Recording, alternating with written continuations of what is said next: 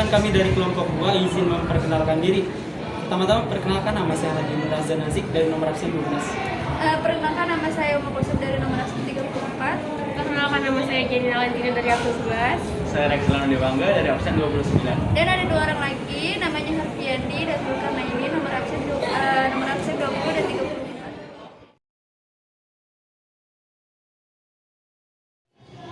Oke, pertama-tama sebelum kita masuk ke materi utama, izinkan saya menjelaskan tentang apa itu jejak karbon. Jadi jejak karbon itu adalah jumlah karbon atau gas emisi yang dihasilkan oleh manusia pada kurun aktivitas atau kegiatan dalam kurun waktu tertentu. Oke. Kita langsung aja masuk ke materi utamanya, yaitu yang pertama, dampak atau akibat dari jejak karbon yang terlalu berlebihan. Yang pertama itu adalah kekeringan pada bumi.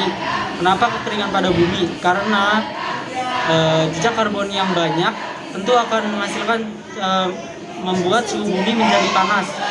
Karena suhu bumi yang menjadi panas itu akan menyebabkan laut, danau ataupun sungai mengering.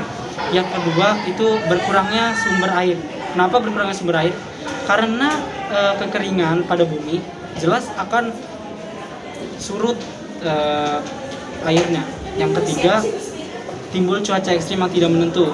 Contohnya, apabila sekarang musim hujan, apabila ada banyak jejak karbon sehingga yang menyebabkan cuaca panas, maka akan menyebabkan cuaca berubah sehingga akan ada dampak yang keempat, yaitu bencana alam. Contoh dari bencana alam bisa jadi puting beliung ataupun kekeringan yang berterusan. Terus yang terakhir, hujan asam mungkin. Yang kelima, perubahan produksi rantai makanan.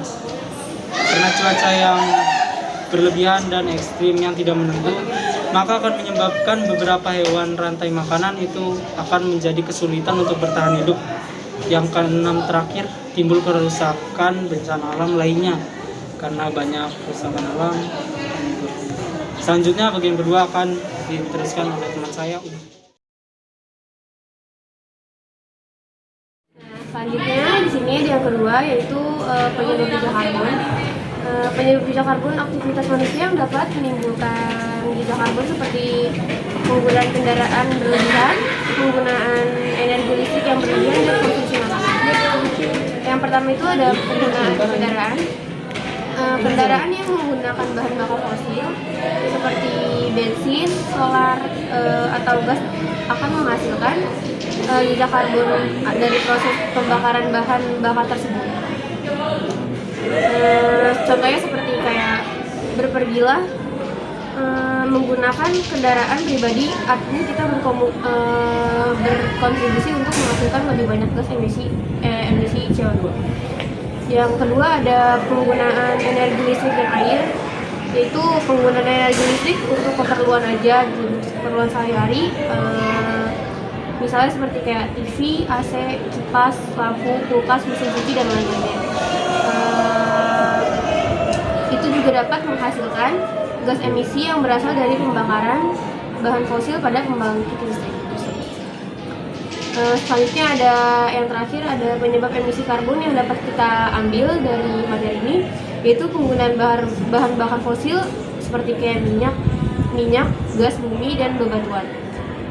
Untuk memenuhi kebutuhan manusia seperti transportasi, pembangkit listrik, proses memasak, dan lain-lain.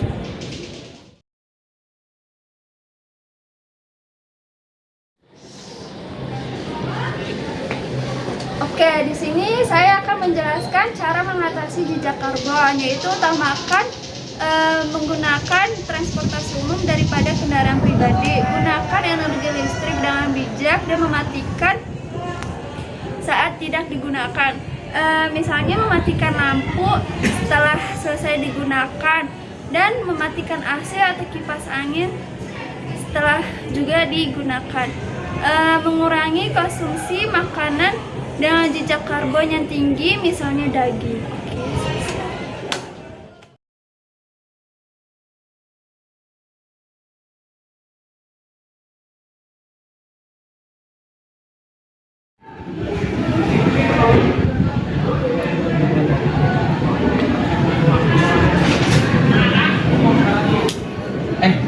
jangan buang sampah sembarangan. Itu tuh bisa menyebabkan jejak karbon. Buang tuh di tempat yang benar.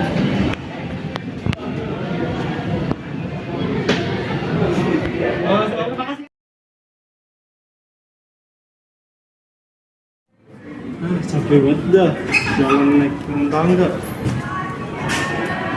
Nah, itu siapa yang nyalain lampu? Aduh, siang-siang menambah jejak karbon aja sih. Nah, itu baru benar.